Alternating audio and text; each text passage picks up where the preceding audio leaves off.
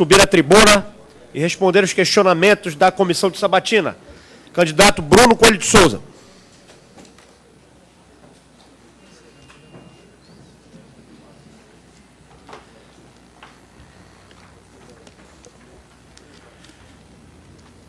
Primeira candidata a fazer o questionamento, conselheira Janaína Calandrini. Oh, me desculpe, conselheira. Desculpe, membro da comissão. É conselheira a fazer o questionamento. Conselheira Janaína Calandrini. Eu vou pra lá, hein? Ai de vocês não votarem em mim, vai ser...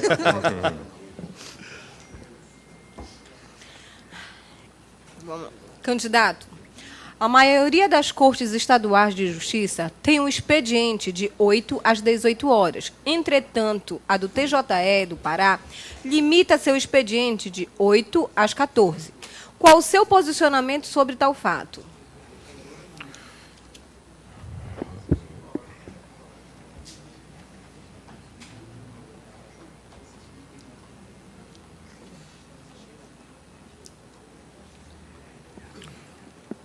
Conselheira Janaína, obrigada pela pergunta.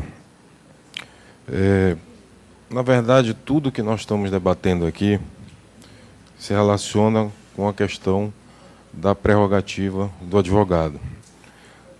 Essa questão do expediente forense não diz respeito só ao advogado, diz respeito ao jurisdicionado também, que é o fim e o início de toda essa relação.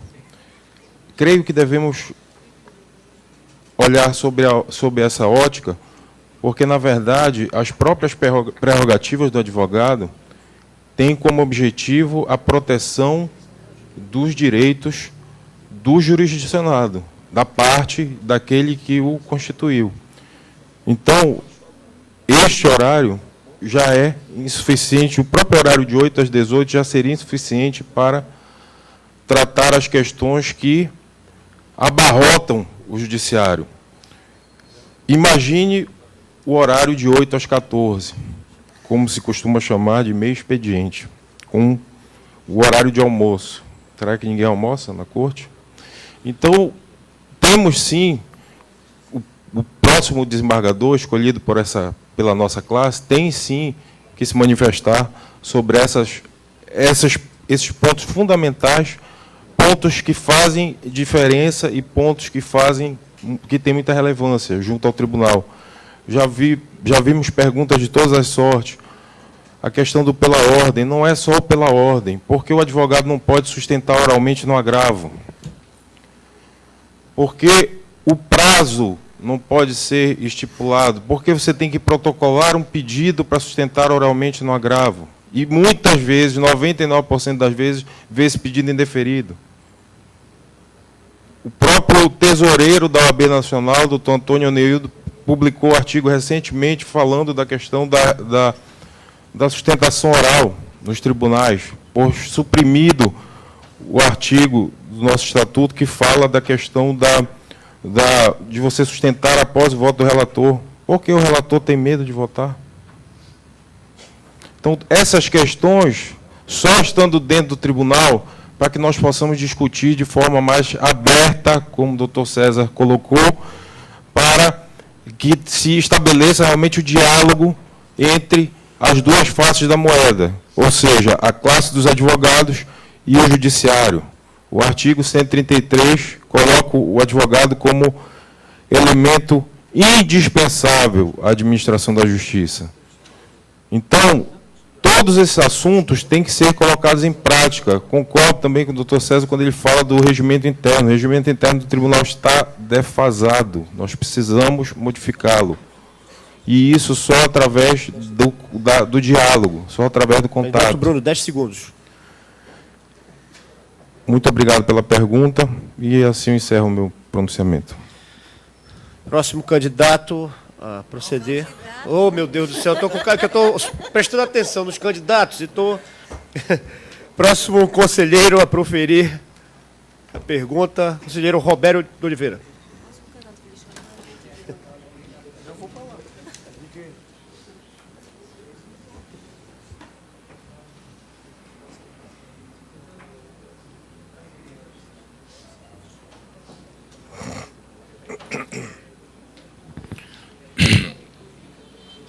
Candidato, qual a sua opinião sobre os atos de improbidade cometidos por juízes que são afastados do cargo, porém, continuam recebendo seus vencimentos?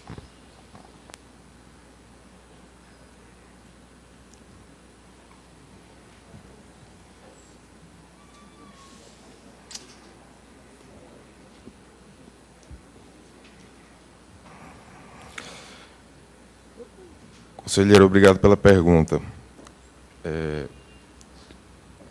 Penso que esta conduta não coaduna com o nosso Estado democrático de direito, como foi colocado aqui há pouco.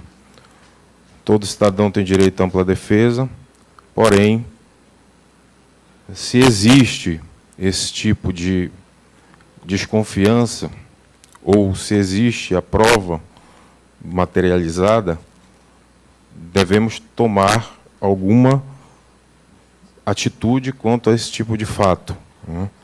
O juiz não pode, todos nós conhecemos juízes afastados que até postagens em Facebook eles fazem verdadeira galhofa com o próprio CNJ, com a própria classe.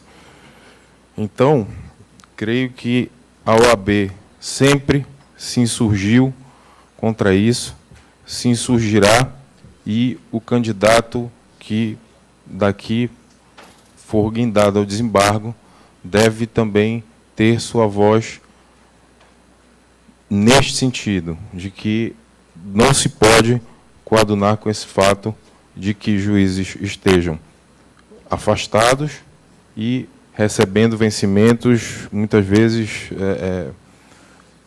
significativos. Então, isso deve ser combatido e deve ser muito amplamente discutido, não só a nível do judiciário, mas também a nível da OAB estadual e federal.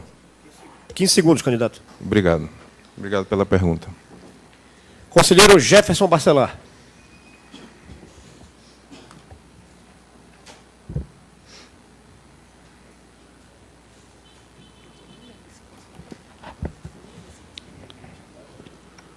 O candidato, sabendo que passará a ser regido pela Lei Orgânica da Magistratura, terá qual postura diante de expedientes encaminhados pela OAB Pará, a fim de apurar condutas atentatórias à legalidade e à moralidade cometidas em seu gabinete funcional? Conselheiro, obrigado pela pergunta.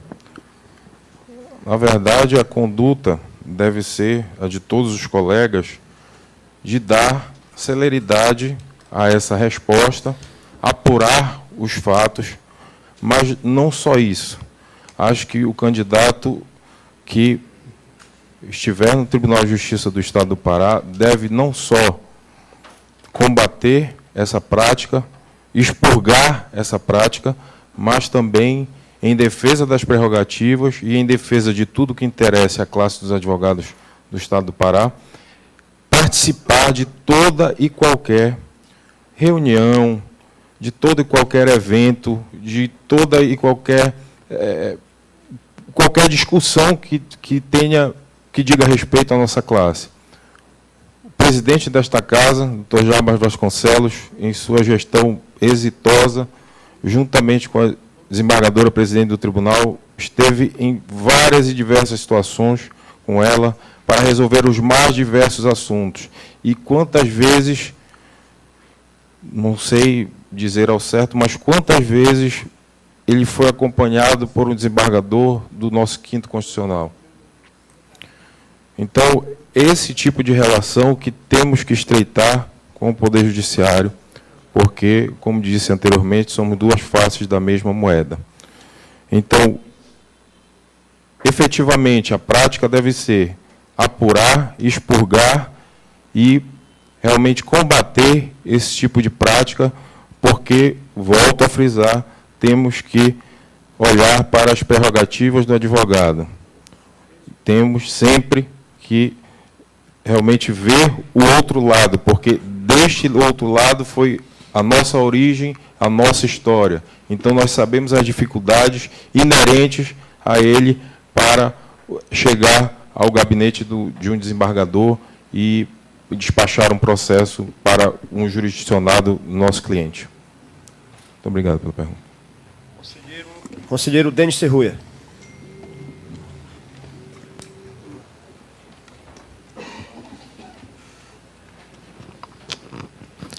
Candidato, qual a sua opinião sobre o fato do desembargador ter que responder a processo de competência originária em virtude do foro por prerrogativa de função?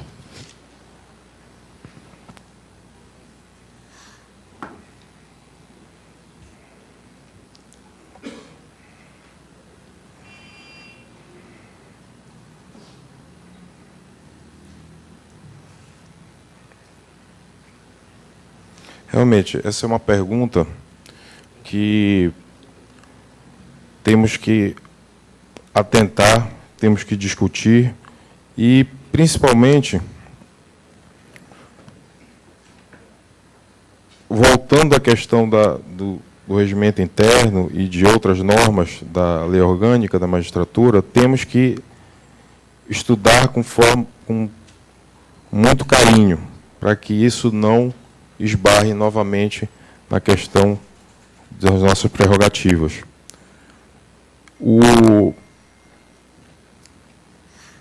Aqui eu gostaria de fazer uma parte também, porque, em relação a isso, o filósofo John Locke, no século XVIII, colocou a todos nós que o direito não serve ou não deve servir para abolir ou para restringir a liberdade, mas sim para ampliar e proteger essa liberdade. Então, eu conclamo realmente, no espírito de todos esses questionamentos, que também as prerrogativas do advogado, elas não servem para restringir o nosso trabalho. Pelo contrário, elas servem como garantia do nosso trabalho. E garantia também ao jurisdicionado, porque através dessas prerrogativas nós conseguimos exercer esse munus público. Então, é importante para o advogado também lutar, isso também a classe vem fazendo, lutar pela criminalização das prerrogativas, da violação das prerrogativas, sim. Porque o desacato à autoridade, porque não se pode também lutar por essa bandeira da questão da criminalização das prerrogativas, porque, como foi dito anteriormente, o direito, a finalidade do direito não é restringir, mas também, se houver essa restrição, ele está preparado com uma sanção. Assim, da mesma forma, as prerrogativas devem funcionar. Obrigado pela atenção. Parabéns e muito obrigado pela sua participação. Candidato Bruno Coelho de Souza.